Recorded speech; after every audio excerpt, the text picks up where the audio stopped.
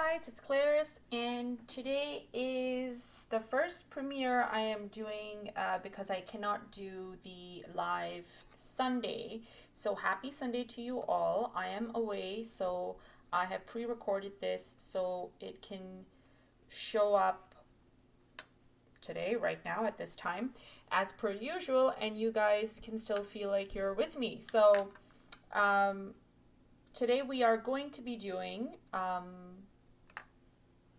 sweet peas, and I figured because they're such a pretty flower and they kind of look like wildflowers, they have that nice daintiness to them. I figured we could just have fun with it and paint some of them. So let me just tell you what I'm using and then we can begin. I am using Canson watercolor paper to paint on. For my colors, no, for my brushes first, I'm going to be using my number 4. I will definitely be using my number 1 in the mop brush, and then I'll also be using the number 8 in Princeton Neptune. So I have these brushes ready on a side. I also have my number 8 black velvet just in case I need it for whatever reason. For colors, we will be using a combination of Daniel Smith and St. Petersburg.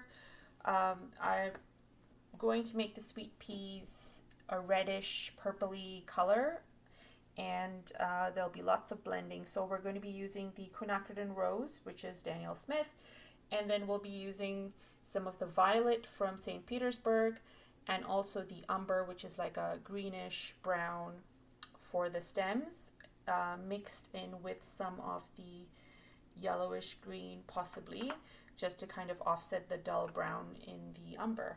So let's begin. I have some pre-mixed color on my palette already, and because these flowers are very wiry and they have these little flowy things all over, I don't know what you call them, but they're cute and curly, and there has to be a name for them. So if someone knows what that name is, please put it in the comments below.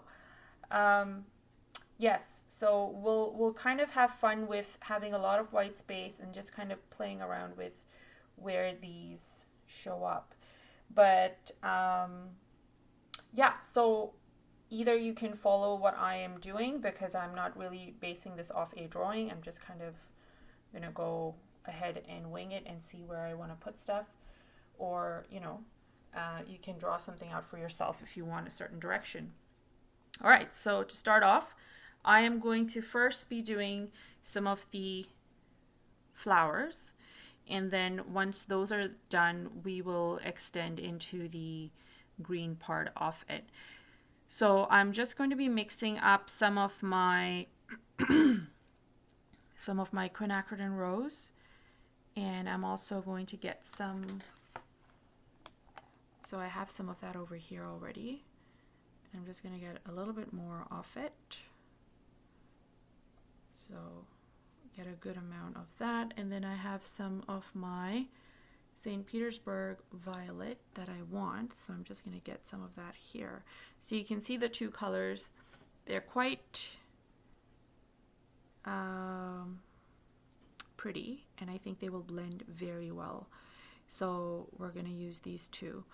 And then just to give you an idea of the greens, let me just blend some of that in. So we're doing the green here. It looks very much like a brown, but not to worry. Once we have the light green coming in, it won't quite look as brown.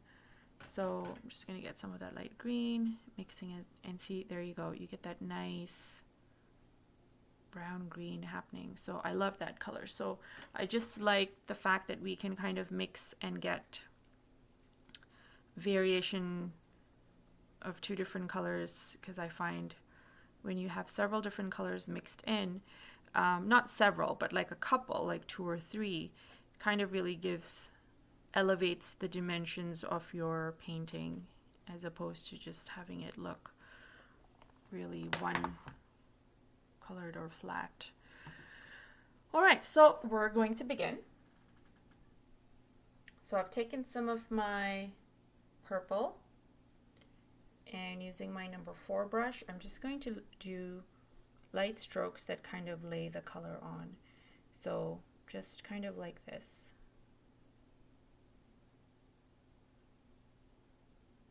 And then once I have that, I am just going to take my number 8 and just having it dipped in water, I'm just going to touch the edge of this and pull.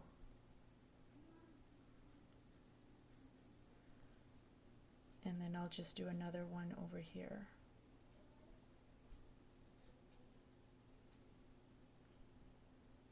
But I don't want to have too many strokes, because once you touch this brush into the color, it drags and pulls. So make sure you don't close up any open-ended spaces, and just kind of swish the color around if you want to have it a nice purpley blend. So we're kind of using this as a technique to kind of create the other petals. Alright, so once we have that, I'm just going to do a couple more. So using the same technique, I am going to add, I'm going to do one in this direction here.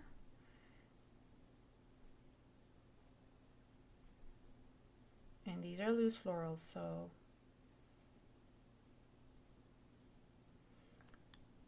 do that, and then I'm just going to add some water here so it can pick up on some of that. And then I'm just going to add another one on this side and leave it very open-ended, and just add my little dot things that I love to do, if you guys remember. And now once I have these, I'm going to take advantage of the fact that it's still damp and just get some of the red, the quinacridone rose, and add some on the tips here and have it blend in. Alright, now once I have that happening, I'm just going to wash off all the color and get some of my green. And so for my green, I just want to highlight certain areas from the base of the flower.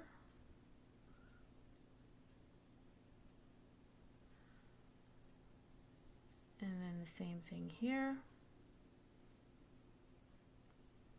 Just to have like the base of it with green is good enough. You don't have to have it all covered up. There's no specific shape or manner. And then once that's done, I'm just going to get a slightly darker version of my green. So by darker, I mean more color, less water, and do a very fine line forming stems. Now once I have that happening, using just a little bit of water on the tip of the same brush, I'm just going to create some leaves, and the leaves are very fine, so I'm just doing really curvy, fine leaves.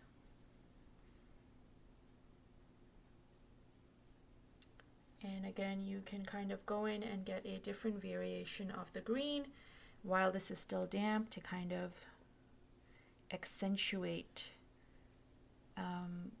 the different areas of it. And just create these little curly things wherever you can.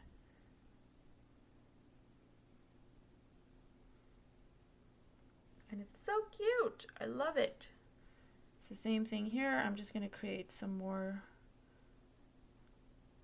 leaf sort of looking things. I feel like that came a little bit too thick, but I can just take my paper towel and smudge, not smudge, but take off most of the color. And then I just want to keep these very light and airy and fun.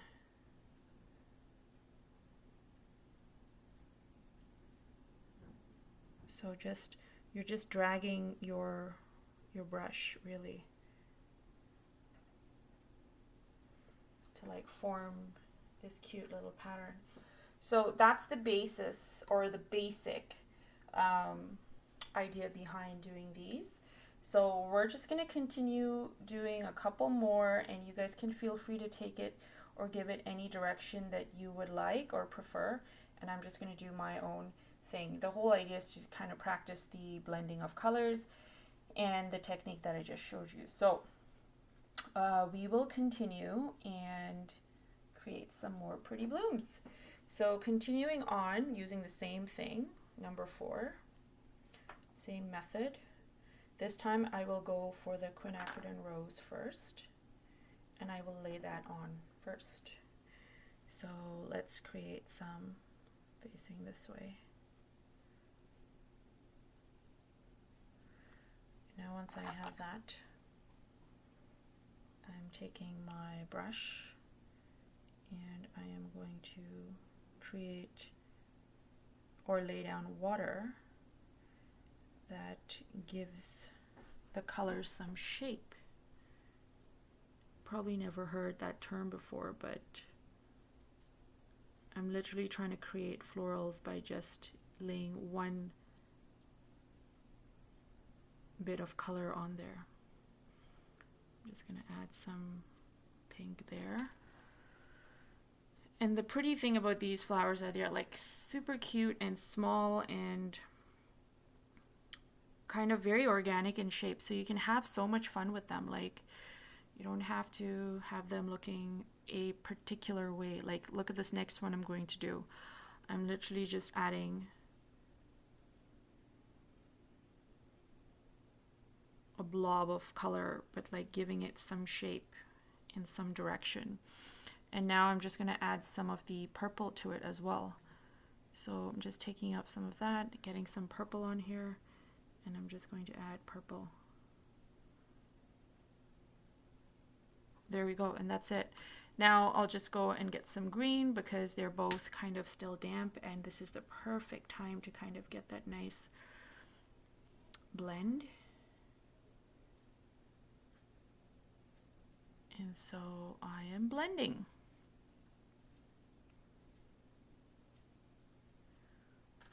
So I just need a tad bit more of the color mixed. So there we go, I have that. I'm just gonna get some of that green on here while it's nice and damp, and ink will work in our favor. I'm just adding the stems for it. And then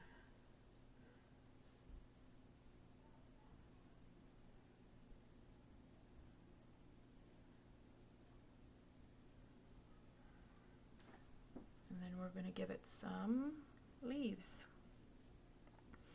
Actually, before the leaves, we'll just add more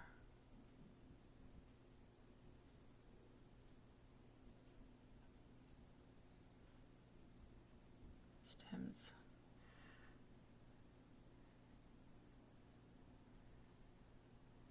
Let's just get all the green out while this is the perfect timing. We have some green, why not just use it? I hate like having to wash off color and stuff all the time. I just feel like it's such a waste. So see what I did here? I kind of extended a leaf from the flower itself so I could get some nice blending happening, and it worked out quite nicely. So when you can do stuff like that, it's kind of adds some nice pizzazz to your paintings. I'm just going to add 2 leaves here, and then just adding some over here.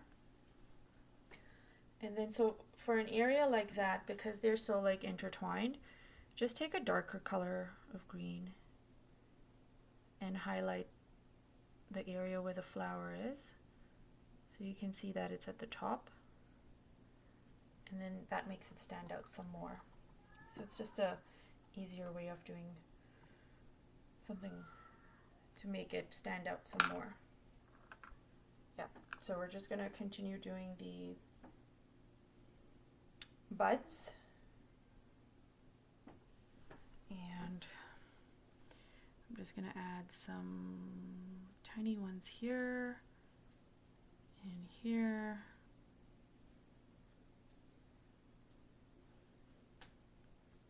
You know what? I'm just going to introduce another brush just because I don't want to keep washing the brush every time I want to put some green on. So I'm going to use like a regular round brush that I have and just take advantage of the fact that the bud is still damp and add some green.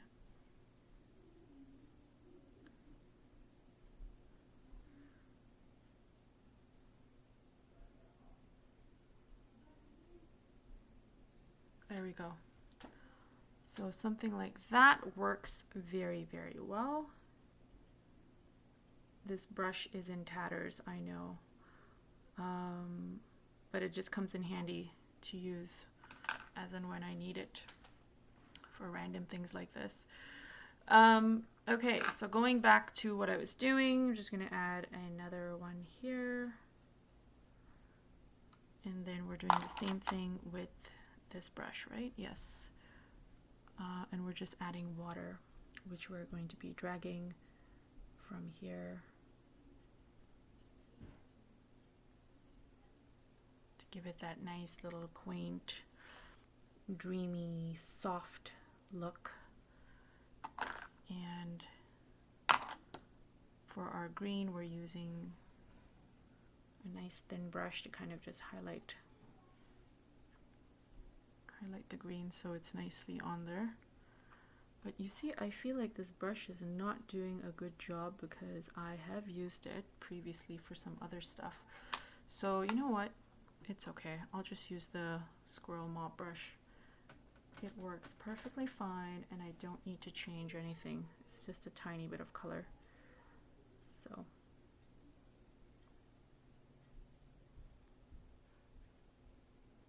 So I'm just giving it some extra fine detail over here so it just looks a lot nicer sometimes when you add a little extra detail. Yeah, there we go. So we can continue doing a nice little pattern for this and continue with this nice effect that we're having here. So let's do more of the purple now. I'm gonna do some here.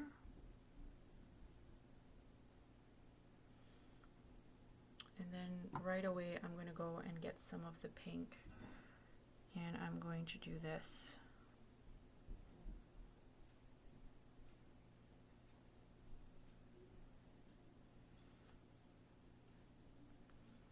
And then using my number 8, I'm just going to add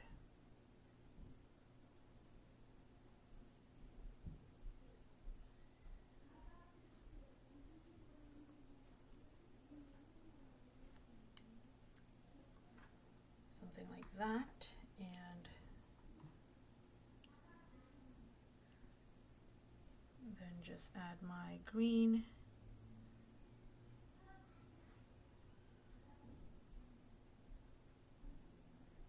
And the green is seeping in quite nicely.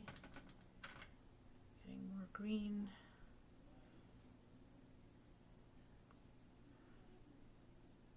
It's a tad too thick, but that's okay.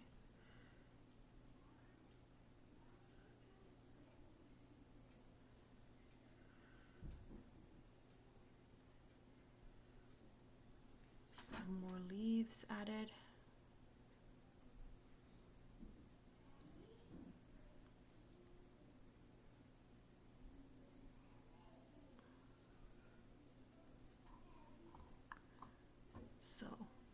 So literally you can kind of have it go in any direction because they're almost kind of like a climber sort of flower. And they're very pretty, but also annoying if they get into your plants, because then they're kind of weeding all around. From what I remember, I had to pull a lot of them out of my garden, but they are very pretty. So I'm just randomly adding these little spiny spiral things,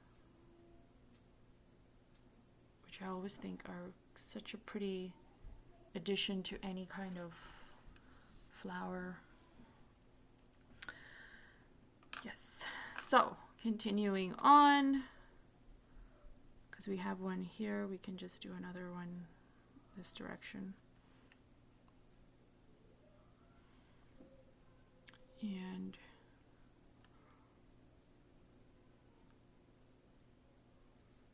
I'm trying to give it a different organic feel here so that we're not doing the same repetition over and over again.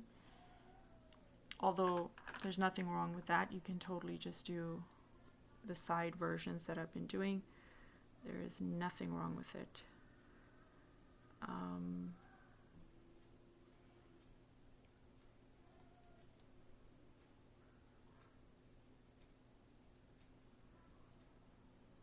Adding a couple leaves over here. Yep, and yeah, I quite like how this is turning out. It's quite nice. You guys get the idea of what we're doing, right?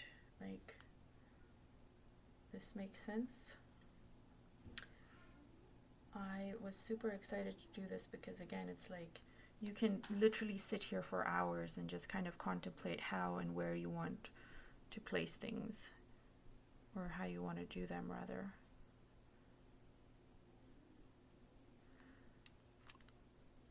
So I'm doing another variation here.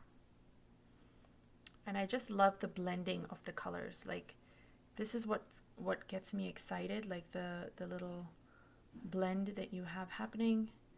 It's so pretty, and yeah, lovely to look at. And so I like repeating it and doing it over and over again. And then just adding the green, and again you get that nice blend, right? So again, you don't have to have it connect to anything. It can just kind of trail off. But you can totally have a green spiral happening here. I'm being very careful on how I do it so that it doesn't thicken or get ruined here.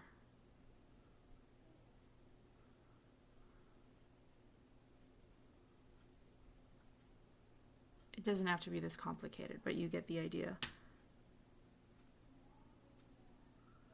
Yeah, so if you can get, the thinner the lines, the better the outcome. So see what you can do and go with the flow. I'll do some over here as well. And these can be a lot lighter compared to the other ones, so maybe these can be like almost a background floral flower. And then if you want to add that hint of pink at the end, there you go. I mean, mind you, the pink is mixed with the purple, so it kind of gives you a pinky purple at this point, but yeah, that's pretty much the whole idea. Another version you can also do is if you're just kind of doing the tips and then you use your brush to kind of bring down the water, or the color rather, and then you using the same light color that you have on your brush, you're just making more strokes and just kind of leaving it as a background kind of floral. And we can have some of these like all over the place. It doesn't have to be at the bottom or what have you. So like one can be there. If you want, you can just add some green so it doesn't look just out of the blue and random. Yep. And then you could do some at the top as well. Well, you're first adding in some of the purple, and then you kind of go in with the water brush and just add a couple strokes and leave a lot of white space. And then you go in with your green and just add some green because it's nice and damp. And there you go, like you have another floral right there. It might be a little bit too dark. If you feel like it's too dark, just take your paper towel and dampen it. That's okay. So this is technically how you would do sweet peas, not snow peas. I hope you guys are enjoying this and have liked this. I'd love to see what you guys have come up with. Some of you end up doing it even better than I do it, so I love seeing that. I love coming up or hearing about your new techniques that you've learned. So please feel free to engage on social media and show me what you come up with. And yeah, let me know in the comments as well. I am going to continue doing this and allow you guys to also kind of enjoy in on this repetitive pattern of florals. So I'm not gonna prolong this video too long now. I'll do this as the last floral and then we can be done.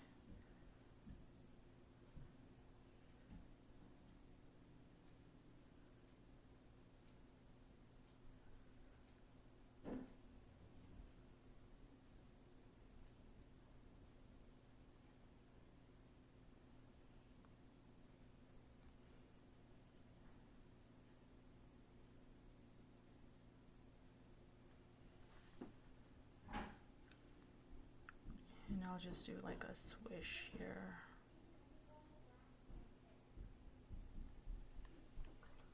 And I can continue it on, do some more. So yeah, thanks so much guys for watching. I hope you guys had a fabulous time learning this. Like I said, follow me on Facebook and Instagram. Let me know what you guys think. And if you found this tutorial fun and valuable, please do share it on your social media channels, as it really does help me also continue to provide tutorials like this for you guys. Thanks so much for watching, and we will chat soon. Bye.